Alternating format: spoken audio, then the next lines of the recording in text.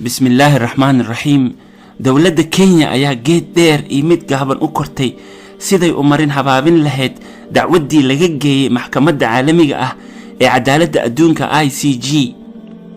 dowladda Kenya oo habdhaqankeedu ka muuqato caro, ka fiirsi la'aan, goodis, hanjabaad ayaa waxay adeegsatay xeelado kala duwan oo isugu jira weerar cirlada raadis ah, hoos u dhigid haybadda Soomaaliya iyo cadaadis diblomaasiyadeed oo dibadda ah iyo faragelin arrimaha dalka gudihiisa ah. laakiin taa waa ay ku guuldareysatay dowladda Kenya. waxaa la yiraahdaa naf walba geedka ay beeratay goosan miraheedii, maadaama geedka Kenya ay beeratay uu ahaa mid ku salaysan gardaro iyo damac guracan. mirihii u soo baxay ayaa noqday sumcad xumo oo ku timid siyaasiyiintoodii. xitaa waxay isku dayday dowladda Kenya inay ka dhaadhiciso dowladaha dariska ah sida Tanzania, Mozambique, Namibia iyo dowladaha kale dariska ah in haddii ay Soomaaliya ku guuleysato dacwadda badda inay saameyn xun ku yeelan doonto. laakiin dowladahaasi waa ay og yihiin inay Soomaaliya wax dhib ah u geysanaynin, maadaama taariikhdoodii ay xuseyso sida Soomaaliya ay ugu qayb qaadatay nabadeynta dalalka dariska ah iyo asaaska ururka midowga Afrika.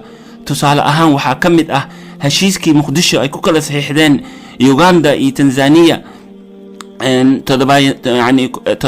toddobaadmeeyadii, taasoo ka badbaadisay labada dowladood dagaal inay madaxa isla galaan oo dad badan iyo maal badan ay ku baxdo. taasna waxaa sabab ah heshiiskii dowladda Soomaaliya ay labadoodii saxiixdeen. sidoo kale shirkii ka dhacay magaalada Rabat ee Morocco ayaa waxaa Soomaaliya loo xil saaray hormuudna ay u noqotay xoreynta wadamadii Afrika xilliga gacanta gumaysiga ku jiray. saraakiil oo Soomaali ah ayaa ka dagaalamay tababar military ahna ka fuliyay dalka Mozambique, Namibia iyo dowladaha kale oo dhinaca South Africa ku yaalo. taasina abaal weyn ay u galeen Soomaaliya dowladaha dariska ah. laakiin Soomaaliya abaalkaasi ma sheegato, maxaa yeelay abaal wuxuu ahaa oo qalbigooda ka soo go'ay oo khaalis ah oo bilaa shuruud ah. laakiin dowladda Kenya ma ay sameynin sidaas. meel walba waxay la taagan yihiin Soomaaliya waa nagu jisaareen abaalkii aan u galnay, taasoo abaalkeedii ka dhigtay dowladda Kenya boqol soome baqti ku afure. runtii Soomaalida qiyamkeeda ayaa ka mid ah inay abaal gudato. qofkii abaal gashtaana way gudanaysaa insha Allah taala. laakiin waxaa xaqiiqo ah gardarada iyo boobka badda Soomaaliyeed gorgortan iyo wax u dhow ma gasho. Soomaali weyn oo dhan ayaa mowqifkan ka midaysan. ugu dambeyntii walaalayaal, sida aad ogtihiin isbedelo waaweyn ayaa adduun weynaha ka socda. isbedel weyn ayaa ka socda geeska Afrika, qaaradda Afrika iyo bariga dhexe Middle East oo nagu hareereysan.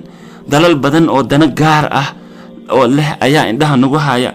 sida kaliya aan ula jaan qaadi karno isbedelkan, iskagani difaaci karno shilalka waaweyn ee siyaasadeed oo isbedelkan soo wado, waa inaan anaga iswalaashanaa oo aan isdaynaa waranka aan anaga dhexdeena isku taagnana aan iska bixinaa. maxaa yeelay cadowga dibadda warankaas ayuu nagu ligligayaa.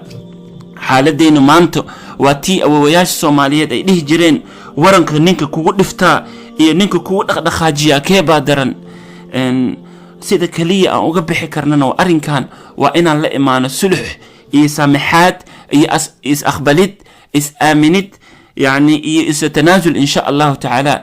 ilaahay quraankiisa wuxuu ku yiri in yurida islaahan yuwaffiq Allahu baynahuma. hadday doonaan inay islaax sameeyaan oo ayaga rabitaan ay la yimaadaan, ilaahay waa garab galaya suluxa. marka waa inaan rabitaan la imaana Soomaaliyay. waqtiga waa isguraya, aan rabitaan la imaano, aan sulux sameeyna. hadduu ilaahay yiraahdo caruurta hadda dhalatay ee yaryar su-aasha ayna weydiin doonaan ma noqon doono sidee wax u dhaceen. su-aasha ayna weydiin doonaan waxay noqon doontaa maxaa wax ugu qaban weydeen. marka jawaabteedii aday ku taala daawado. jazaakumullahu khayran. waa Baazi Xaaji Busuri, TV-ga caalamiga ah Universal TV. جزاكم الله خيرا. السلام عليكم ورحمة الله وبركاته.